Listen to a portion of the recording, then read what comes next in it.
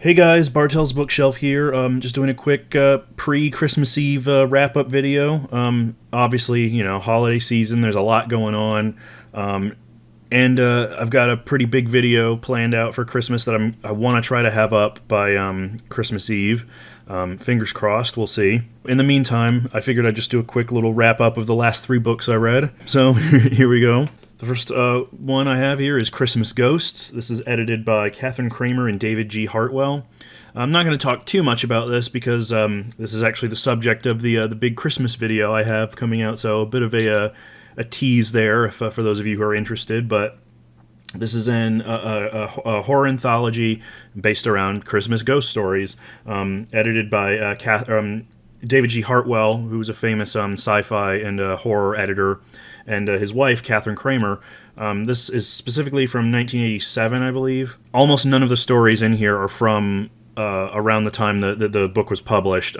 Most of the stories in here are from 1950 and 1950s and earlier. A lot of 19th century stories, a lot of Edwardian era stories, early 1900s type stuff. And yeah, this was a fun collection. There's a lot of very different kinds of stories in here. There's spooky ones. There's more comedic ones. I really enjoyed it. It was just the kind of thing you need to sort of get yourself into that sort of Christmas spirit mood. In Christmas spirit. There's a couple shorts in here by Charles Dickens, both of which I really enjoyed. And there's a few in here by some authors that I'd never heard of that I really liked. But as I said, I don't want to go into too much detail with this one because I'm going to be doing that later, hopefully, with my new video. So keep an eye out for that. Then next I read The Little Stranger by Sarah Waters. This is the movie tie-in. I got this cheap off of Book Depository like 2 years ago, somewhere around there. This is one of the other books that I started in around September, October for spooky season and never finished and got distracted by other things. I was enjoying it, so I wanted to finish it. And I'm really glad I did. I loved this book. This was a really, really good read. This is a very spooky Gothic novel written sort of in a very modern style, but set in the 1940s. This focuses on a doctor, a sort of a getting up there bachelor doctor named Dr. Faraday, who ends up becoming friends with, very close friends with this old well-to-do family named the Ayerses. Whose previous good fortunes have fallen on hard times, and now they spend all their days up in their decaying mansion known as Hundreds Hall, and things sort of escalate.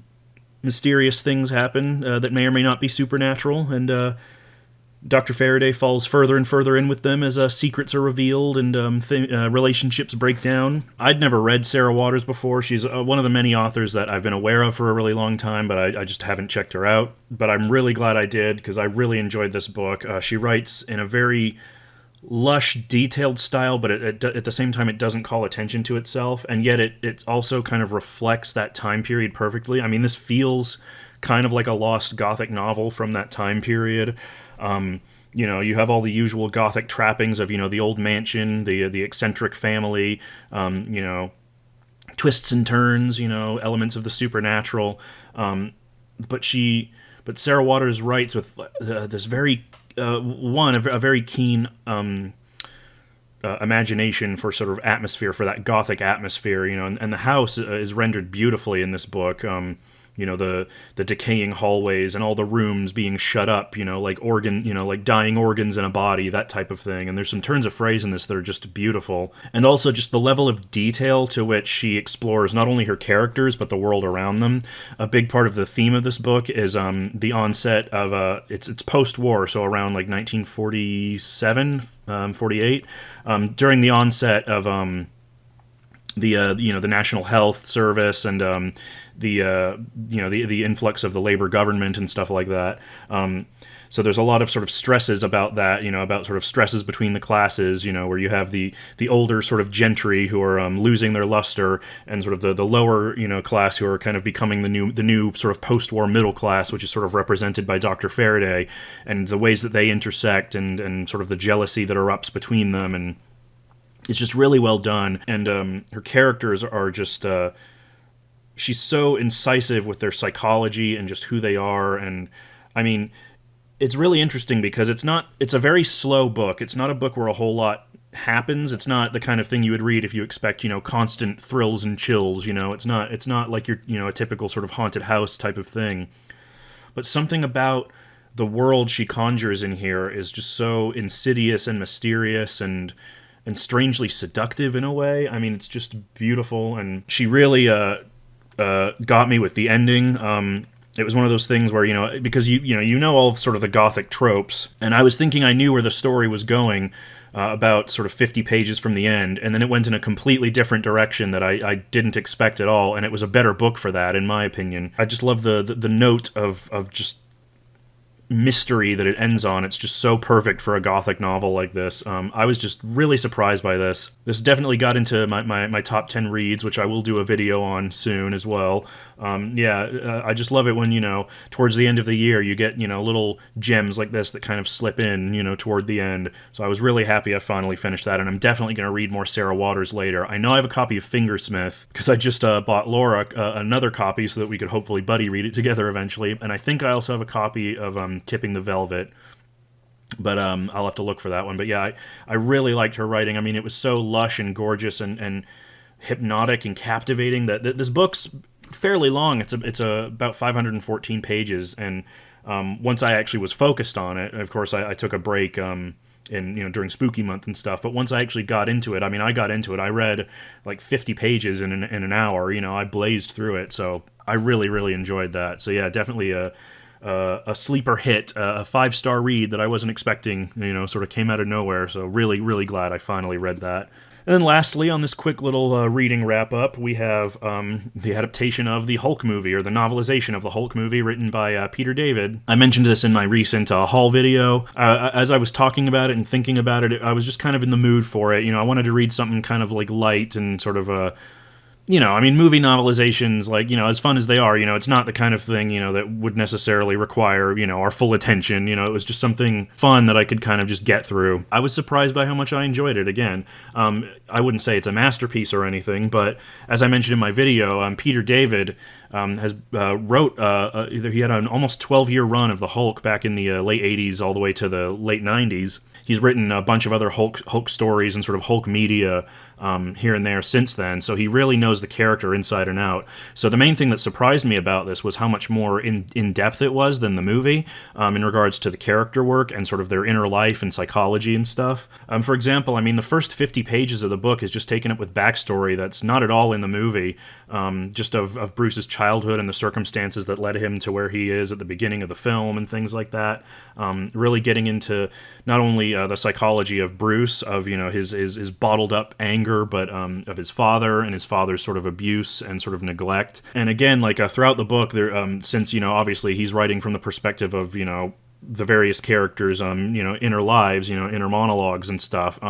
He can really get very granular and get into sort of their thoughts and feelings in a way that movies really have a hard time doing. And I liked it for that. I really liked it for that. I felt like by focusing so much on the characters and what happened to them and their inner lives and their psychologies, it made it into more of the Greek tragedy that Ang Lee kind of wanted the film to be. But of course, I actually watched the film again after reading the book because it was on Netflix, and I was like, why not? Revisiting it, it's definitely not the worst of sort of that spate of early to mid 2000s, Marvel movies, before the MCU and all that stuff, before a lot of the sort of superhero language in terms of film had really been codified. And it does a lot of interesting things, which I think the novel obviously touched on in, making it more of an emotional story, focusing on the effects of trauma and repressed anger and things like that. There's some really interesting camera work in the film, some interesting visual touches that, after, 15 plus years of, countless Marvel CGI fuckfests, it was actually interesting to see some well thought out action that had some interesting imagery to go along with it, rather than just kind of, farming things out to the effects house and just praying to God that it turns out right, I just feel like there was a little more craft to it than you would normally see in a lot of sort of tentpole films these days. Of course, that's just me. And of course, it's much as I remembered feeling about it as a kid, it's not a perfect movie. I think And this is the same for the novel as well, so that's kind of why I'm discussing them both at the same time. The movie's very schizophrenic. The first half is really taken up with the Bruce Banner and the Hulk story, about his transformation into the Hulk and what made him who he is and all of that stuff. Very serious, almost like an art house drama in a way, parts of it. And then the second half is a lot of just like kind of superhero CGI like goofiness, which is fine. I don't have a problem with that. One of the things I love about superheroes and superhero comics is their willingness to be weird and just engage in all of these strange concepts. I mean, looking at the original Hulk comics, even there's some, and even the ones in the '90s that Peter David wrote for. I mean, there's some bizarre shit. I mean, that's one of the things I love about comics. But it's really, it doesn't straddle those two tones very well, and the book is guilty of that as well. Although I don't necessarily think that's Peter David's fault. I mean, he's working from the screenplay, and seeing as how it was a fault in the movie, I can only assume that the fault arose from the screenplay. But for what it was interesting. It was in a lot of ways it was a lot darker than the movie. There was some more graphic scenes of violence. I felt like Peter David kind of at least tried to touch on some slightly more adult themes and tried to sort of delve into all of the themes that the movie sort of like discarded after a while, like the themes of abuse and,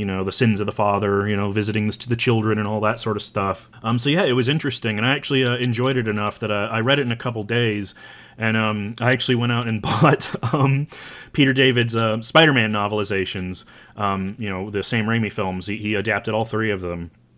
And I remember reading the first one, much like this one. I read the first book when it originally came out, and I remember liking it, but again, I was a kid back then. I was like 10 whenever the first Spider-Man movie came out, so I don't remember a whole lot about it, but as I said, one of the things that I enjoy about these novelizations, and I've encountered it in other novelizations that I've read. For example, I read the X-Men 2 novelization by Chris Claremont, which is very similar to this in that it's written by a writer who worked on the comics for a long time, so who knew the characters well, and it was filled with extra detail and backstory and little touches that weren't present in the final film. So it'd be interesting to see more of that from Spider-Man's perspective, because Spider-Man is one of my favorite superheroes, and especially the Sam Raimi, the first two movies anyway, I think are masterpieces. They pretty much like laid the blueprint for the MCU formula before the MCU, in my opinion. So I'm really looking forward to those. Probably going to read those pretty soon here. But yeah, until then, yeah, this was just a fun ride. If you're a big Hulk fan, I think it's a fun sort of diversion. It's an interesting sort of sidekick to the film to kind of to get a better idea of kind of what I think Ang Lee was attempting to go for in the film, but that was maybe restrained by the weakness of the script and studio interference and things like that. I enjoyed it. It's not a masterpiece or anything. It is a film tie-in novelization, so you kind of have to set your expectations. But Peter David is a very he has a good sense of humor. He clearly understands the character well. He delves into some things that the movie didn't delve into as deeply. So overall, yeah, I had a lot of fun with this, and I look forward to reading his other novelizations and his Star Trek books. He's well known for the Star Trek New Frontier series, so eventually I'll have to read that as well. And based on this, I'm sure that'll be a lot of fun, and I'm sure it'll be better since he's not constrained by a pre-written script. So yeah, I really enjoyed that, and yeah, so those are my last most recent reads. As I said, just wanted to get a quick little video out, kind of keep you guys updated and get my thoughts about those out of the way, and kind of pave the way for my upcoming Christmas special, which I hope you all are looking forward to, and I'm very excited to show it to you guys. I'm trying to be a little bit more elaborate than I normally would be for my videos, so I really hope I can get that finished in time, and I really hope you guys enjoy it. But until then, Merry Christmas, Happy New Year, all that stuff, and I'll see you guys later. Bye.